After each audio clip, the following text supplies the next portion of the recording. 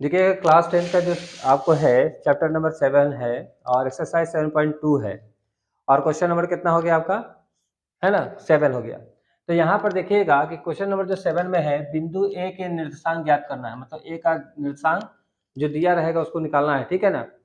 फिर कहता है क्या कि जहाँ ए बी एक वृत्त का क्या है, व्यास है। तो मान लीजिए यहाँ पर एक चित्र बना दिए और व्यास किसको कहते हैं, परिधि से सटते हुए केंद्र से होके अगले परिधि में सट सट जाए, मतलब टच हो जाए, तो इसको क्या कहते हैं, व्यास कहते हैं। तो इसको मान लेते हैं ए बी है ना, ए मान लिया, इसको क्या मान लिया, बी मान लिया, ठीक है। और यहाँ ओ केंद्रक मान लिए, क्या मान लिए, ओ केंद्रक मान लिए।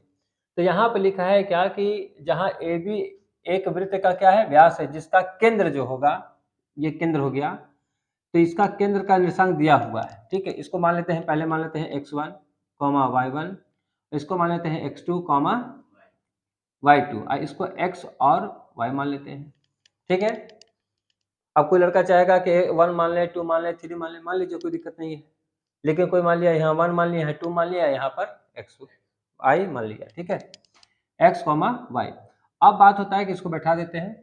तो a का तो दिया हुआ है नहीं, केंद्र का दिया है तो 2 और -3 हो गया, इसका दिया है b का 1 और 4 दिया हुआ है, ठीक है। अब कहा क्या कि इसको निकाल के दिखाइए। तो ये जो रेखाखंड जो बना हुआ है, तो देखोगे कि रेखाखंड तो है लेकिन ये मध्य बिंदु के सूत्र पर आधारित है, क्योंकि मध्य बिंदु में है ना। और जब भी देखोगे कि जब निर्देशांक ज्यामिति में पढ़ते हैं तो रेखाखंड का जो मध्य बिंदु से संबंधित जाएगा तो उसका सूत्र अलग होता है, ठीक है। तो यहाँ ध्यान रखना है, ध्यान लीजिएगा। पहले सबसे पहले वृत्त में है ना, व्यास का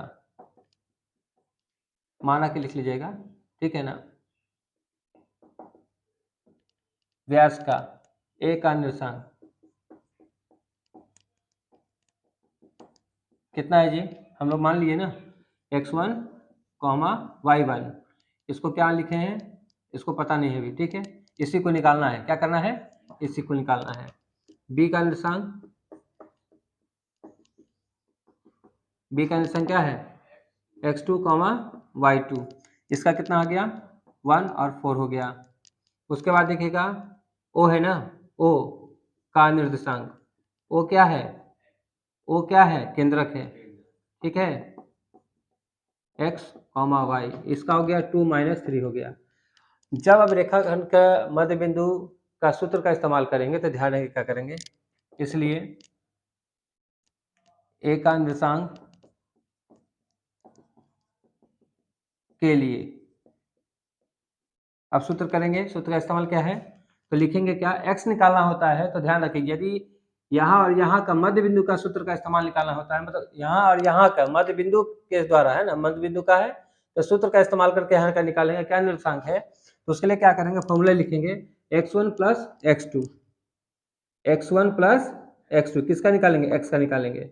इसको निकालने के लिए क्या करते हैं, प्रक्रिया होता है कि x1 + x2/2, ठीक है।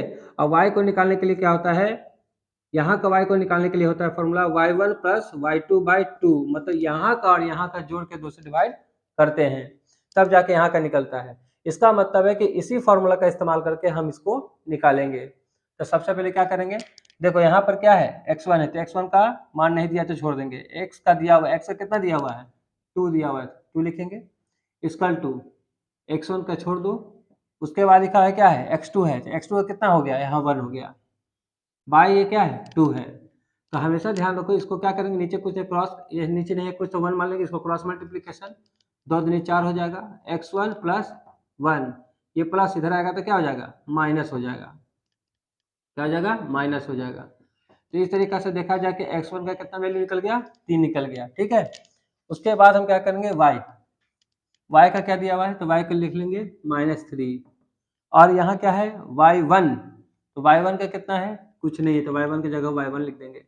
उसके बाद y2 है, तो y2 कितना है, 4 है, ठीक है, तो 4/2 क्रॉस करेंगे तो हो जाएगा -6 हो जाएगा, y1 + 4, ये प्लस इधर आएगा तो माइनस हो जाएगा।